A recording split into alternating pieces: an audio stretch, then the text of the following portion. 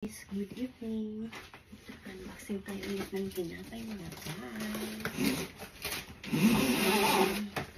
So may bago pala ako bintang mga guys na tinapay. Dahil nakakasira ito mga guys. Nakakasugat. Yan, tapon na natin sa mga guys.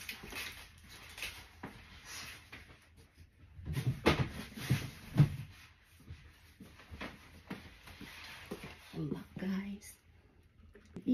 Ito na nga guys, mag-unboxing tayo. Isusun ko. Ito pala yung order ko mga guys.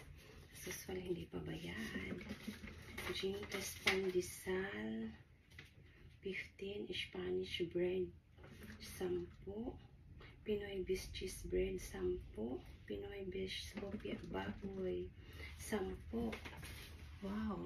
Bali, 10, 20, 30, 45 bucks to lahat mga guys. Magkano ba ang shipping? Simple yun, no? Ayan mga guys, unboxing. Wala kasing palihim mga guys. Kaya, ayan, ito.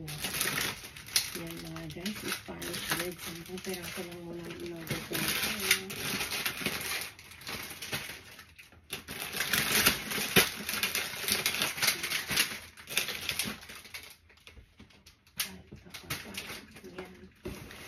Pandesal mga guys is 15. Grabe, ang lamig pa mga guys. Sobra. Kanina pa ito lumating alas 8. Ngayon ko lang nabuksan. Ayan, kasi na-busy rin mga guys.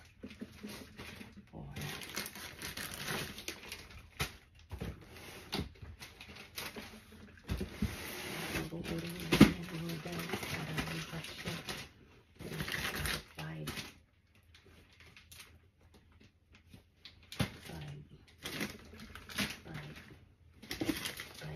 10. Ito yun mga guys. Pinoy Beef cheese bread. Ayan. Ang laman po niya is 369. 12 pieces mga guys. Bago po itong items. Ayan, cheese bread. Wow, mukhang yummy to guys. Grabe ang lamig pa guys. Trinay ko lang muna ito 10 packs lang muna ang i-order ko guys. Kasi yung ref ko kasi, yun naman. Ayan mga guys. Ayan. With hopyang baboy. Ayan guys. 6 pieces ang laman ng hopyang baboy guys. Ayan. Try natin itong hopyang baboy with cheese bread.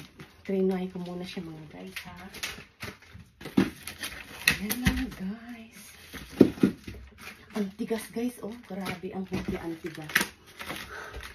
Ang tigas mga guys. Ito lang kasi maganda talaga. Naka-freezer pa. Kaya iinit mo lang ito mga guys. Ayan. Ayan.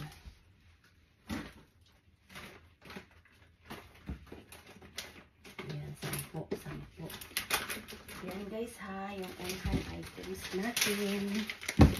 Cheese bread for 369, 12 pieces ang laman. Then pandesal as usual din. Hopyang baboy with Spanish bread. Ayan na mga guys. Thank you.